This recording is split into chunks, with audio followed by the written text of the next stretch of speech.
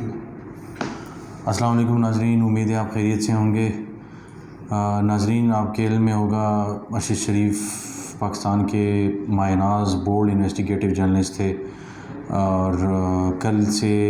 جب سے صبح سے یہ خبر ملی ہے، کل ان کے گھر بھی ہم گئے، اور خیالات اور جو احساسات اور جذبات ہیں وہ بتائے نہیں جا سکتے کہ مینٹلی بطور صحافی ہم کس طرح گزر رہے ہیں۔ اور میں ڈان میں ظاہر کام کرتا ہوں، تو جن کوریڈورز میں ہم اٹھتے بیٹھتے ہیں، انہی کوریڈورز میں وہ ایز اے رپورٹر آئے، پھر بیورو چیف آئے،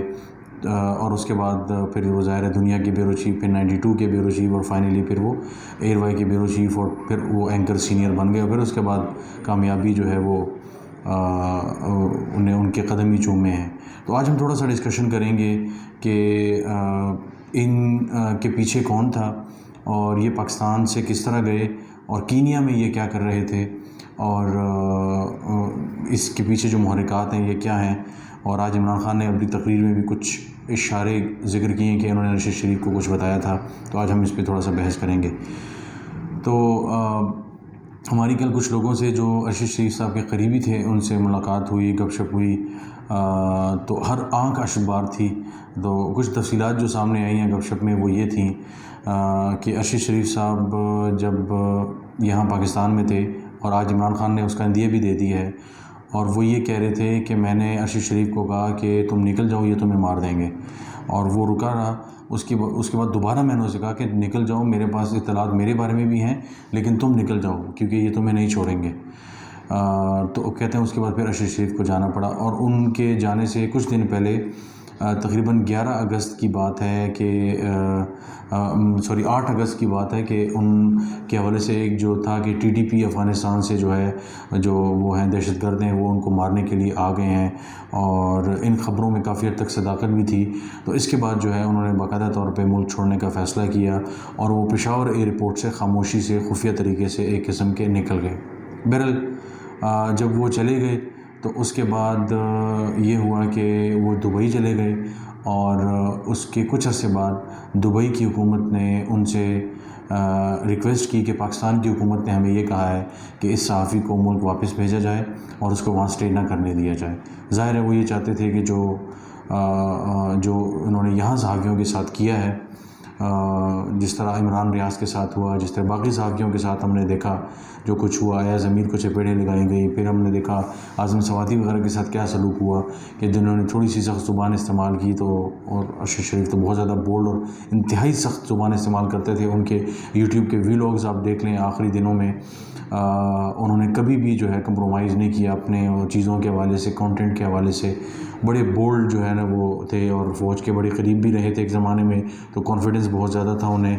بہت سی چیزوں کا، اور بہت سی چیزیں انہیں پتہ بھی تھیں۔ بہرحال جب دبئی کی حکومت نے ان سے رابطہ کیا تو انہوں نے برطانیہ ویزے کے لیے جب اپلائی کرنا شروع کیا تو پتہ چلا کہ آپ کو پاکستان جانا پڑے گا برطانیہ کے ویزے کے لیے، اور آپ اس طرح جو ہے ملک چھوڑ کے جائیں گے تب جا کے آپ کا ویزا ہوگا۔ پھر اس کے بعد انہوں نے امریکہ کے لیے ویزا کے لیے اپلائی کیا ہوا تھا، اور ان کا ابھی جواب آنا تھا، لیکن مین وائل یہ ہوا کہ ان کا ٹائم ختم ہو چکا تھا، تو انہیں ویزا آن ارائیول، جو کینیا ایک ایسا ملک ہے، ویزا آن ارائیول کا مطلب ہے کہ آپ کسی ملک میں جاتے ہیں تو آپ وہاں جاتے ساتھ ہی آپ کی جو پاسپورٹ ہے اس پہ اسٹیمپ لگتی ہے، تو آپ کو وہیں کا جو ہے وہ ویزا مل جاتا ہے۔ یعنی کئی ملکوں میں آپ کو ویزا پہلے اپلائی کرنا پڑتا ہے، لیکن کچھ ممالک، پاکستان جو کینیا ان ممالک میں شامل ہے کہ پاکستان کے ویزے کو آن ارائیول ایکسیپٹ کرتا ہے، تو ان کو وہ دیتا ہے ویزا جو ہے۔ تو بہرحال یہ وہاں پہنچے، اور ان کے قریبی جو دوست ہیں بہت زیادہ، ان کا یہ کہنا تھا کہ ایک ایریا تھا جہاں پہ رہتے تھے ذرا شہر سے ہٹ کے، اور 1 مہینے سے یہ اس گھر میں رہ رہے تھے، اور اس دن رات کو پہلی مرتبہ یہ جو V8 یا جو پراڈکٹ گاڑی ہمیں نظر آ رہی ہے تصویروں میں، اب پہلی بار وہ گاڑی جو ہے وہ باہر نکلی، اور اس کے بعد ہم نے اس گاڑی کی ویڈیو کی تصویریں بھی دیکھی ہیں کہ جو ویڈیو میں بھی آ چکا ہے وہ کہ ان کے اوپر جو وہ گولیوں کے نشانات وغیرہ ہیں، لیکن اصل بات یہ ہے کہ ان کے سر پہ جو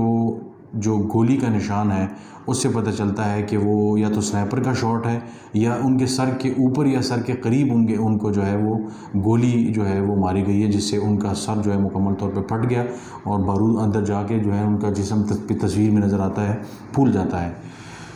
تو بہرحال یہ وہ تفصیلات تھیں، تو مجبوراً انہیں کینیا جانا پڑا، اور آپ اندازہ لگائیں کہ ایک موت انسان کی، اور وہ صحافی تھے جو ہم سب کے لیے، ہم تمام پاکستانیوں کے لیے خبریں پہنچانے کے لیے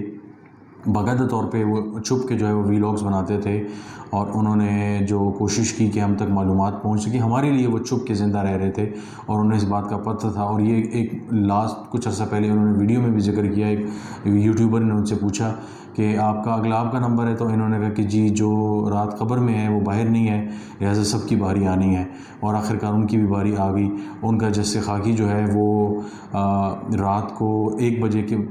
قریب، یعنی بدھ کو 1 بجے کے قریب اسلام آباد ایئرپورٹ پہنچ جائے گا۔ جمعرات کو ان کا جنازہ ہوگا، تاریخ ابھی طے نہیں ہے، وقت طے نہیں ہے، لیکن جمعرات کو ان کا جنازہ، کیونکہ ان کا ایک بیٹا جو ہے وہ امریکہ میں زیر تعلیم تھا، تو وہ ان کے آنے کا جو ہے انتظار ہے، اسی وجہ سے اس کو جو ہے ایکسٹینڈ کیا گیا ہے ان کے جنازے کے ٹائم کو، ورنہ کل جنازہ ہونے جا رہا تھا۔ تو یہ وہ دلخراش تفصیلات ہیں۔ وزیر اعظم نے بھی آج کمیشن بنانے کا فیصلہ کیا ہے، اب اس کمیشن جوڈیشل کمیشن ہے، اس میں کیا تفصیلات سامنے آتی ہیں، کیا ہوتا ہے۔ GHQ نے بھی حکومت کو خط لکھ دیا ہے کہ اس کیس کی شفاف تحقیقات ہونی چاہیے، اور پتہ لگانا چاہیے کہ اس کے پیچھے کون ہے، اور جو لوگ اداروں کو، فوج کے خلاف جو ہے وہ بدزبانی کر رہے ہیں، ان پہ الزام لگا رہے ہیں، ان کے خلاف بھی انہوں نے کہا ہے کہ ایکشن لیا جائے۔ تو بہرحال اب ایک اور پکڑ دکڑ شروع ہو جائے گی، لسبیرا اٹیک کے بعد بھی پکڑ دکڑ ہوئی تھی سوشل میڈیا اور یوٹیوبرز کی اور ان سب لوگوں کی۔ تو بس بھاری دل کے ساتھ فی الحال یہی دو معلومات ہیں جو انیشیل ہمارے پاس ہیں۔ تو آج کے لیے اتنا ہی، انشاءاللہ آپ سے دوبارہ ملاقات ہوگی۔ بہت شکریہ۔